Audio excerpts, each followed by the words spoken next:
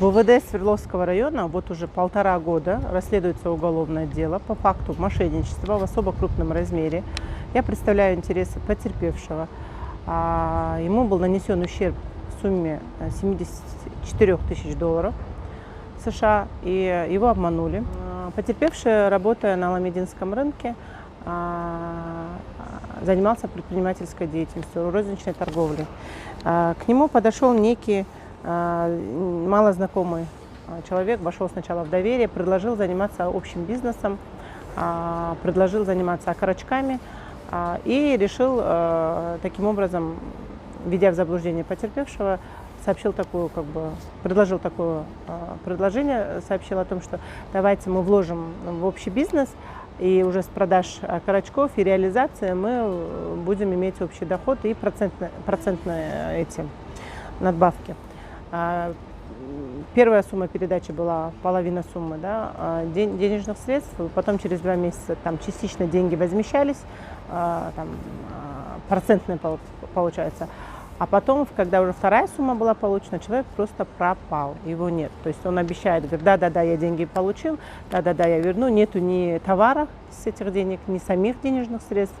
И это уже вот продолжается на более 2 лет. Сразу, получается, они обратились в органы, правоохранительные органы, но они бездействуют, и мы как бы предполагаем, что человек, который совершил это мошенничество, просто заинтересовал следователя, который уже впоследствии просто потерял уголовное дело и сейчас благополучно работает в ГУВД города Бишкек. 1,5 года это уголовное дело никак не расследуется.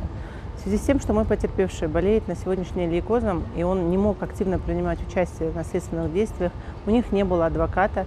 В течение 1,5 лет данное уголовное дело несколько раз прекращалось, и прекращения были очень очевидны, как любит наше следствие это делать, по пункту 3, что человека невозможно установить, кто причинил такой ущерб, то есть виновного лица.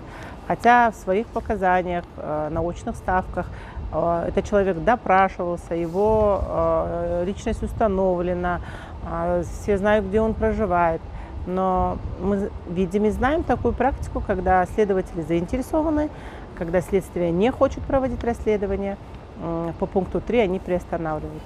На сегодняшний день мы подали же жалобу в прокуратуру Свердловского района и узнали о том, что в течение 1,5 лет не только не проводилось расследование данного уголовного дела, а вообще уголовное дело потеряно. Мы обратились в прокуратуру о том, что возобновите приостановленное производство. Прокуратура нам прислала ответ о том, что, извините, мы от РУВД не можем получить уголовное дело. Что это означает? О том, что это намеренное действие, либо просто халатное отношение к рассматриваемым, расследуемым уголовным делам. И вот уже более месяца проводится служебное расследование. Итогов служебного расследования мы не видим. Каким образом можно было потерять уголовное дело следователям, который сейчас ушел на повышение, еще и в ГУВД теперь работает, нам неизвестно. И самый большой вопрос, каким образом будет восстановлены документы, все допросы, все очные ставки в рамках уголовного дела, которое было расследовано и проведено, нам также неизвестно. Поэтому мы обращаемся к руководству Свердловского РОВД, к Свердловской прокуратуре города Бишкек. Почему в вашем ведении теряются уголовные дела и кто будет ответственен за ход расследования этого уголовного дела?